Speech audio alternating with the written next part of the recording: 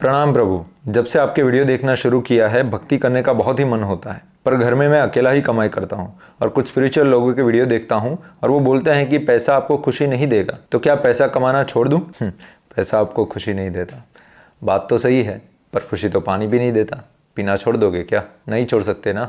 बिना पैसों के आप अपना ही कल्याण नहीं कर पाओगे, औरों का क्या खाक करोगे। इसीलिए चाणक्य पंडित कहते हैं, सुखस्य मूलम धर्म, धर्म से मूलम अर्थ।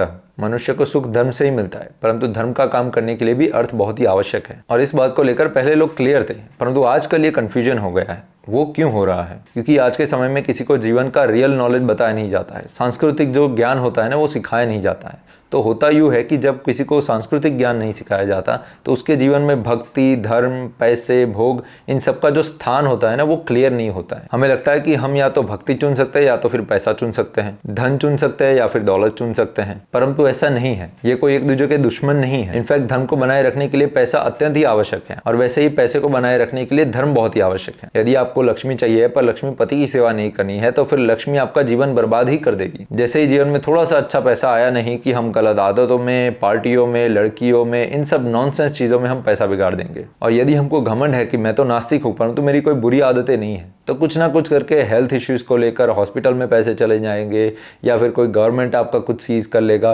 कुछ ना कुछ करके आपके जीवन में से पैसे निकल जाएंगे। परंतु यदि लक्ष्मीपति आपके जीवन में है, लक्ष्मी आते ही आप उसका उपयोग करते हो लक्ष्मीपति की सेवा में, तब आपको ये सब चीजें नहीं हैरान करेगी। क्योंकि आप धर्म का पालन करोगे तो आप संयमी होंगे, आपके इंद्रियों पर आपका संयम होगा, तो आप यहाँ वहां पैसे नहीं उड़ाओगे। गौओं की सेवा में, संतों की सेवा में, जरूरतमंदों की सेवा में इन सब पैसों का यूज करोगे। और चलो मान लो आपके प्रारब्ध के कारण आपका पैसा चला भी गया, फिर भी आपका कोई मोह नहीं रहेगा। आपको ऐसा भारी भारी दुख नहीं होगा कि अगर हम अमीर थे और एकदम गरीब बन गए तो बस टूट गए और सुसाइड करने का मन हो गया। ये सब नहीं होगा आपके साथ। इसलिए हर गृहस्थ को बिना किसी संकोच के अच्छे से पैसे कमाने चाहिए। और इसके बारे में तो शास्त्र भी यही कहते हैं कि जिस ब्रह्मचारी ने अपने ब्रह्मचारी आश्रम के समय पर दबा के अपना ज्ञान इकट्ठा नहीं किया है, जिस गृहस्थ ने अपने गृहस्थ आश्रम के समय पर अच्छे से धन अर्जित नहीं किया है, और जिस वानप्रस्थी ने अपने वानप्रस्थी आश्रम के समय अच्छे से मान इकट्ठा नहीं किया है, उस व्यक्ति को संन्यास का अधिकार ही नहीं है। क्योंकि वो क्या ही कर लेगा? जिसने 3 आश्रम में कुछ नहीं उखाड़ा, वो चौथे आश्रम में क्या ही कर लेगा? जिस व्यक्ति ने आगे के 3 आश्रमों में धर्म, अर्थ और काम की प्राप्ति नहीं की, वो चौथे आश्रम में क्या ही मोक्ष की प्राप्ति करेगा? क्योंकि ये जो पूरा वर्णाश्रम सिस्टम है, उसकी सारी जो आर्थिक जिम्मेदारियां है ना, वो एक गृहस्थ पर ही जाती है। एक ब्रह्मचारी पैसे नहीं कमा सकता, वानप्रस्थी नहीं कमा सकता, और ना ही सन्यासी कमा सकता है, तो बचा कौन?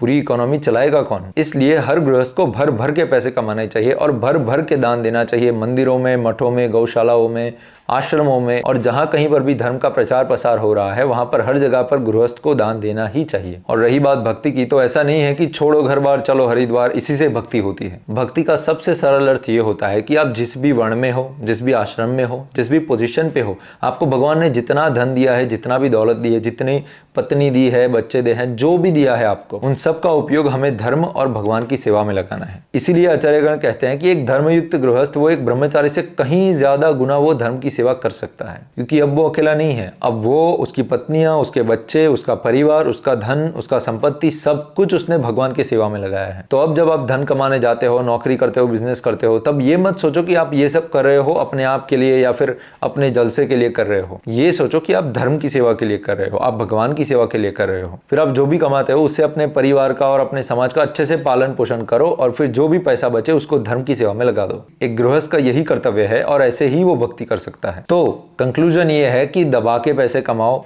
करोड़पति बनो, अरबोपति बनो, फिर बड़े बड़े मंदिर बनाओ, गौशालाएं बनाओ, आश्रम बनाओ, मठ बनाओ, संतों की सेवा करो, कितने सारी चीजें हैं आप कर सकते हो। तो अच्छे से कमाओ और अपने धर्म का पालन करो। क्योंकि यदि आप नहीं कमाओगे तो वही पैसे कोई और अधर्मी कमाएगा, और यदि अधर्मी के हाथ में पैसा आए तो फिर वो धर्म के लिए ही यूज करेगा। तो ये कंफ्यूजन हटाओ और क्लियर रहो। अभी हम ही अगर यंगेस्ट जनरेशन होकर इतने कंफ्यूज रहेंगे इन चीजों को, तो क्या खाक हम भारत को सोने की चिड़िया बनाएंगे? तो धर्म को अच्छे से समझो और उसका पालन करो। यदि नहीं पता है कि धर्म क्या है, तो हमने आपके लिए पुस्तक लिखी है, बॉस बेसिक्स ऑफ सनातन संस्कृति।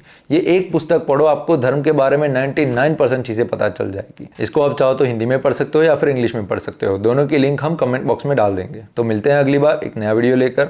तब तक क्या, दाल रोटी खाओ और हरि गुण गाओ।